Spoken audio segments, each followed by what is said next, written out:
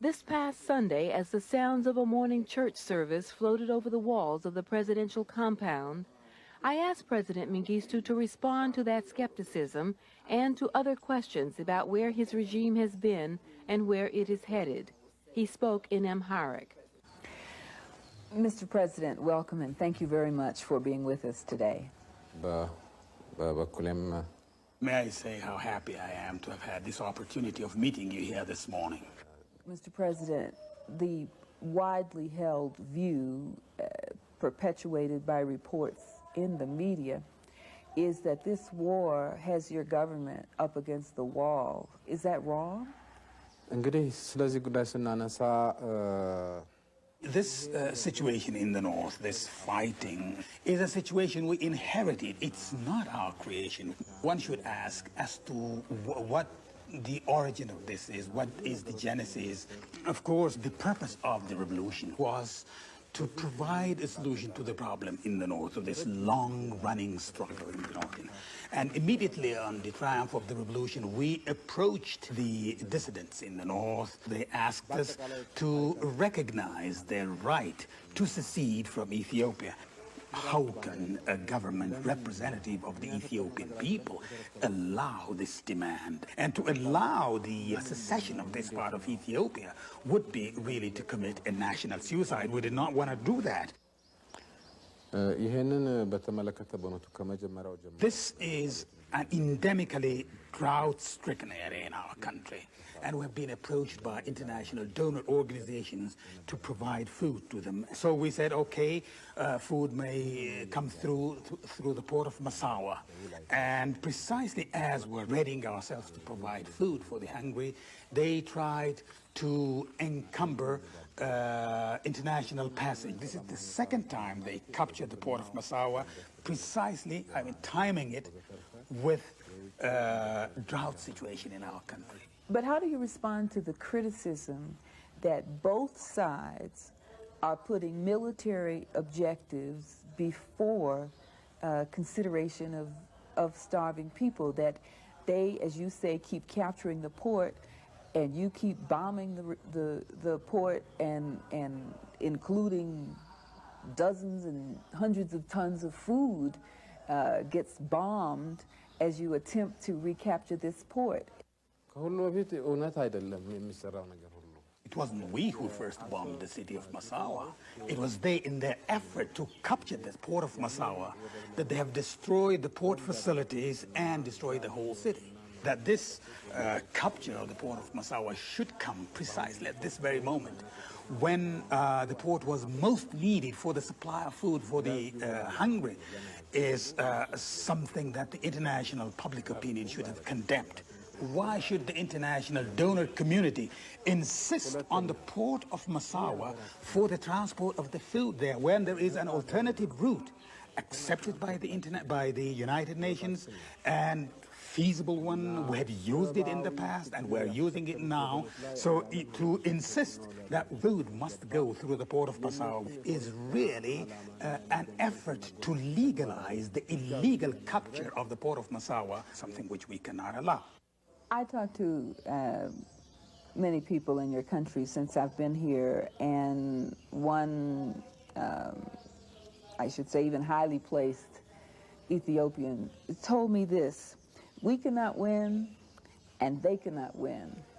And all of us are becoming so exhausted and war-weary that all we have built up in the last 50 years is on the verge of being destroyed. Is he wrong? He's quite right. There can be nothing more lamentable than this.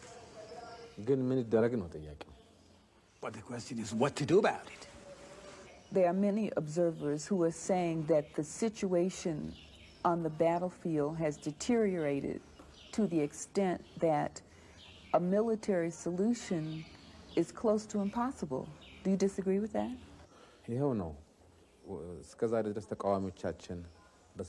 Our option had never been military, and we firmly believe that the solution lies in a peaceful dialogue in the problem in the north.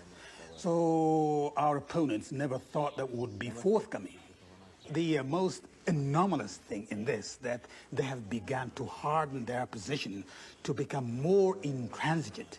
The talks started only at the initial stage. I mean, only the preliminaries.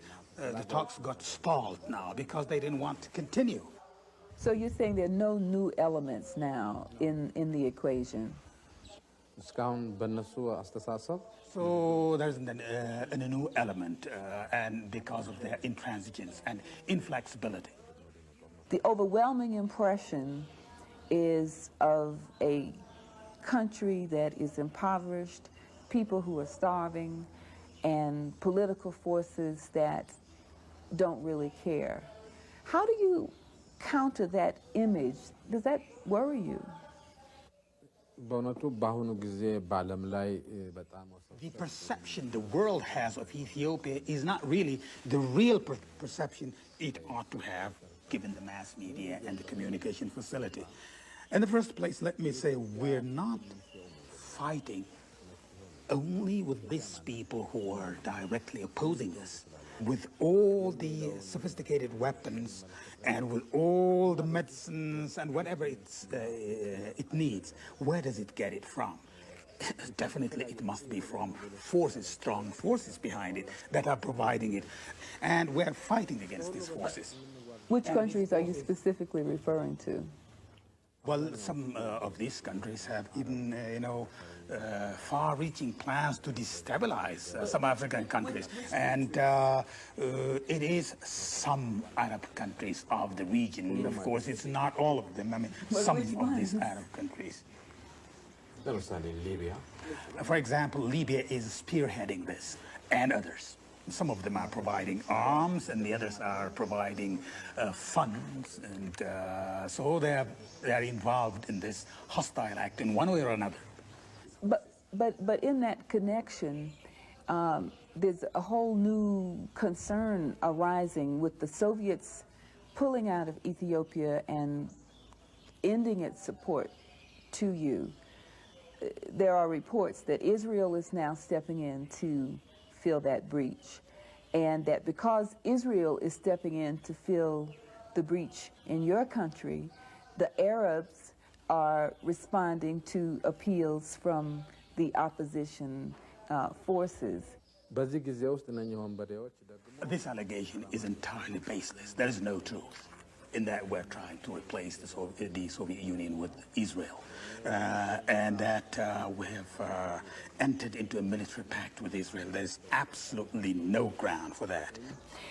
Your recent dramatic announcement of a new economic reform program which moved away from Marxism came as a surprise to many people. What was the objective of the socialist revolution in the first place, and what went wrong? Ethiopia has been basically a mixed economy. And to give you a figure, 70% of the Ethiopian economy is privately owned, and 30% of that is owned jointly by the government, by the state and cooperative sectors. On the whole, agriculture in our country can be said to be really very primitive. So we thought that it's only by meeting some prerequisites that we can introduce a degree of modern agriculture in the country. That is, first of all, to settle the people, to regroup peasants in a specific area, so that we could get all things very easy, get things through to them very easily. It was a non-ideological approach to introduce modern agriculture and modern technology rapidly in the rural area. Of late, we have discovered and that this did not help productivity. But specifically, what are you planning to do? People are waiting for, what is the next step? Because they, as I said, remain skeptical that you have announced reforms, but that the specifics of exactly how you plan to implement that are still the source of some confusion. እንግዲህ በባህሪው ራሱ ዴሞክራሲያዊ ነው ብያለሁ። Quite honestly, in the past there was nothing we did to promote the private sector, but now we've come out in grand style to provide all types of assistance that the private sector would wish to have in order to develop agriculture and legal protection and so on. And then as far as the cooperatives, I mean, this law would provide that if the peasant farmers would like to continue as cooperative, they may do so. And if they don't, I mean, the law would provide that they can disband themselves and set up as private peasant farmers. How would you rewrite this chapter of Ethiopian history? I mean, a chapter which often refers to you as the cruel dictator, Mengistu, a man who refuses to allow political expression, who's, brutally suppressed dissent, and who is indifferent to human life. How would you rewrite that chapter? ጉዳዩን ለመጀመር A man of the type that is made of, of this image, in the first place, would not be qualified to come to power in Ethiopia. I mean, my personality, my nature, is judged by the Ethiopian people. What is paramount for me, as it is for the Ethiopian people, is the unity of the country, the sovereignty of the country. And I'm not ready to compromise on that. So I personally do not want to see anything, die, to kill anything, not even an insect. I really do not want to step on that. But the truth is that I am not ready to compromise on the supreme interest of the Ethiopian people. How soon do you plan to put your government before the people? Do you plan as you proceed with economic reform to open up your system so that the people can vote? The armed forces elected me to come and assume power, to take over power, precisely at the moment when the country was plunged in the deepest of anarchy. It was a time when the country was encircled by enemy forces. So its days of disintegration were numbered.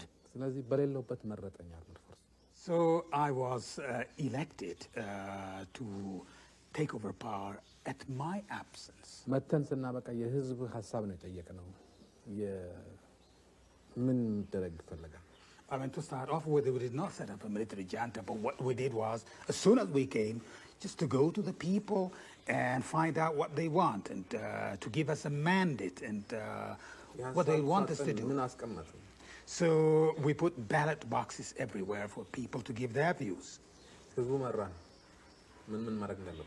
So the people gave us their guidance. They told us what to do. So on the basis of this guidance given us by the people, we had to set up a provisional military government and save the country from the danger which was hovering over it at the moment.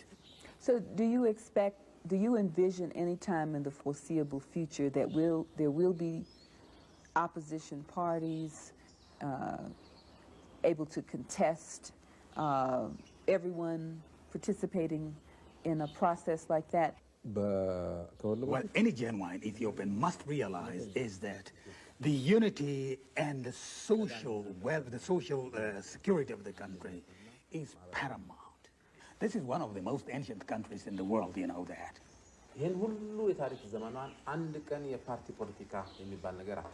In this long past, Ethiopia never knew a party life, and the first party ever in the Ethiopian history was set up by us. So this party is still at its initial stage, so it has yet to go a long distance to mature as a party. It is we, this government, which for the first time introduced a Republican form of government in this country. Republic. There hasn't been any republic. በህዝብ ፍላጎት እናፈቃለን። And all this by the will of the people. ደግሞ በሚቀጥለው ጊዜ ደግሞ የብዙሃን ፓርቲ እና የመንግስቱን ባህሪያት መለወጥ የተፈለገ እንደሆነ ዝግጁ ነን። So in the future, if the need arises and if actually situations justify the emergence of multi-parties, naturally we're flexible, we'll allow them to exist. Finally, Mr. President, let me just ask you, as you reflect on all the things that we've talked about, the war, the famine, the economic conditions in your country, the perception of the world outside, do you yourself, at this point, looking back over all that, have any regrets about the past 15 years of your administration? Any things that you wish you could change? በአጠቃላይ We have planned in the past for the social and economic betterment of our people. And I must say that our performance in the past has been really good, and I don't regret. There are no areas in which I say that our performance was poor, so I have no bad conscience at all. የሚያሳዝነኝ ነገር ቢኖር ሰላም ማጣታችን ነው። But of course, the most lamentable thing in this is that something I regret very much, that we did not have peace. አያቶቼ ሰላም አልነበራቸውም። My grandparents did not know peace. አባቴ ሰላምን አያውቅም። My father did not know peace in this country. እኔ ሰላምን አላውቅም። And I don't know peace. ምናልባት ልጄም And who knows, my child or my children also will never experience peace in our, and I'm very sorry about that. Well, Mr. President, thank you very much for being with us. Thank you very much, Charlene, for this interview.